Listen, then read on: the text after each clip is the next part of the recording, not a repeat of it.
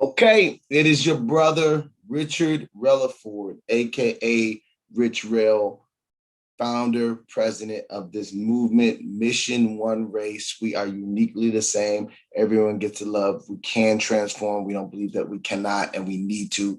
And we are seeking out the hearts, our own heart first, and as well the hearts of those that are biased and everything else that comes downstream of that, but not in attack, but in relationship.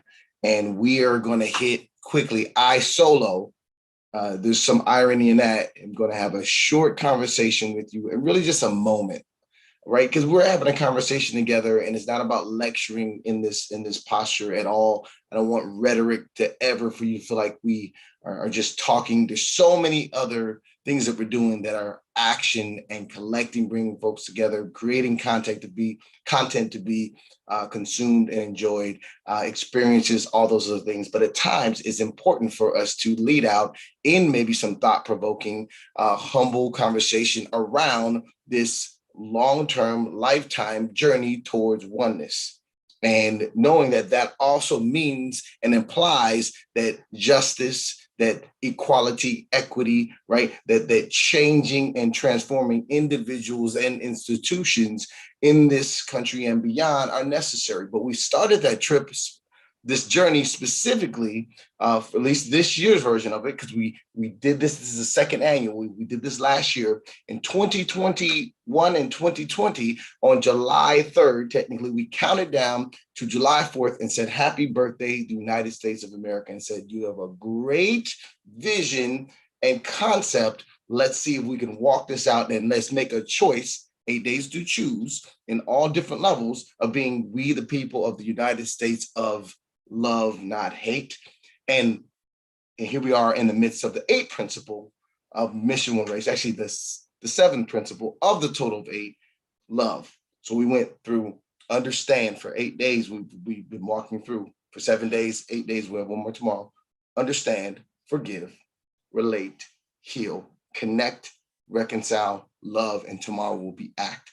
And this love, this principle is perfectly positioned, though I struggle with where it was. Because you could say to yourself, it should be at the very beginning, and or it's throughout the whole thing. And I somewhat agree with you. And you could say maybe it should capstone it, right? All of the principles. But let me say this. Number one, I think the biggest maybe misnomer when we get to the space, because all of us are broken human beings that have experienced and heard this word that has been both watered down, overused, never overemphasized, because love is the most powerful force there is in this world, by the way, but misunderstood. Because really, if you look at it, whether you go to the Bible or go to the Webster's dictionary and look at love, there's really three facets to love and types. There's so many others, but it is an action word, absolutely. But you might be talking about brotherly love and the phileo love, if you will. You might be talking about romantic love, and that's the one that we most think about when we're saying love, right? Is romantically. And if we're struggling in that area, we think, man, love ain't for me, and love in general, papooey, if that's even a word. But really, we're talking about the next version that really comes most prevalently from the biblical perspective of agape love, of this love that's actually this human connection love, and one this is unconditional love that only has been walked out perfectly, documented by Jesus himself, and that we thrive towards it. And it's not just in a brotherly sense, in that we are friends and we live life together, or we are family, or we are necessarily in any sort of romantic or close relationship. It's actually saying that there is a space for a love that says you are a human being, I'm a human being, or even you can say love for all creation, right? And there is a respect, a love, a should be a desire and a drive to want what's best for you, to say that we all can not only win, bigger than when we all can experience fullness of life. And it hurts when you hurt. So even if there is a space where there's a break in friendship or relationship, whatever, there's even a space to say, hey, maybe not in that sense, we're not close, but as a human being, I have enough dignity and respect and love for you in that space that continues on. So it's not conditional. It's not conditioned on any action. Now, here's where it gets where it applies specifically to this journey where we're looking at ourselves socially. It's not weakness. So it's not saying because you say, oh, you should love your neighbors as you love yourself. You know that the golden rule, and love God, love your neighbors as you love yourself, that you can't hold folks accountable. You do hold them accountable, but the way you hold them accountable and the way the after of it and in the midst of it is what love can do. And so if you, all of those principles lead up, and I'll be honest with you, if you say, why understand, why forgive, why relate, why heal, right? Why seek to connect? Why seek to reconcile? Really, if you get down to it, if we really think there's nothing to this life and there's just like, get out of my way, give me mine. And I was that way as a very young man. We can't argue that unless there's some other reason and purpose or whatever you want to call it, force driving us. That is love. So love makes those principles before make sense. Why seek out a better humanity? Why fight for those that do not have the abilities of others, that come from a space where people are outcasting them because of their lifestyle, because of their views, because of the color of their skin, because of their gender, because of their country of origin, because of their mistakes in their past? Love says that's why, because it's worth it, they're worth it.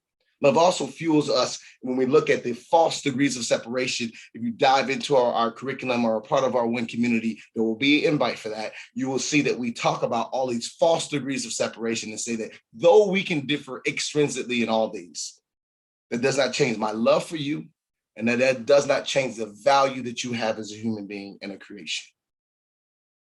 The next part about love, and then we're out of here, because it's not rocket science. It's simple, but it's super hard, correct? That's why it's more powerful than, it's easy to hate. It actually is very easy to hate. It's dangerous, it's toxic, and the person, the hater themselves, myself, whoever it is, actually pays them a high price for it. But love is difficult and hard, and it's the opposite of what oftentimes the world tells us because of pride and because of so many other things that we're saying, you know what? No. This is what you deserve, vengeance, revenges, and so forth and so on. So you can hold folks accountable, you can make change, you can transition, you can invite in, you can have tough conversations, you can have truth in love. And there's a difference between truth in whatever else. I was gonna say some other words, but truth in shame, let's call it that. It's different than truth in love. Last but not least, love not only makes that make sense, all those steps before, but it's like rocket fuel for taking action.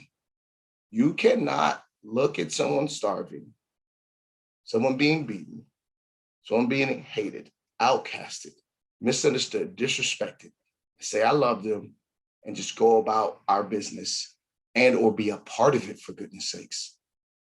So whatever that looks like, I don't have the right, nor would I judge you, nor should anyone else. Whatever that looks like, there is a fuel and a motive and an energy that comes from loving it or settling down in it. Is not just a feeling. It's not just an emote. Actually, emotion, emote, is it causes you to do something. So it's the fuel, it's the gust, it's everything. It's the greatest force. God is love. Not loving is love. So those of us that are believers, if you will, the action must follow, whatever that looks like. Okay, we have sort of ideas in plenty of ways, and that's why we have very welcoming, no matter where you are in the journey. It could be brand new, you could be watching this now and say, man, maybe this is real, maybe I want to find a way to have a more inclusive, multicultural, multi-ethnic, multi-generational, whatever it is. I was going to explore more and see what God has for me in this and see what I can do with this love thing. Then we're for you, right? I'll leave it like that. So love leads us to action, and love makes all the other steps before it makes sense. And don't feel like you're checked out because you have experienced some familial or brotherly love that hasn't worked out, or some romantic love that hasn't worked out. Maybe this agape love, in the meanwhile, it's exactly what the doctor ordered. Start loving on some folks, maybe from a distance and in general, and it might make us better at the other ones. Leave on a high note there. I'm gonna head out. So thank you for listening. And I'll say this much, in the name of love, mission, and oneness, it's your brother, Rich Rell. Peace and love.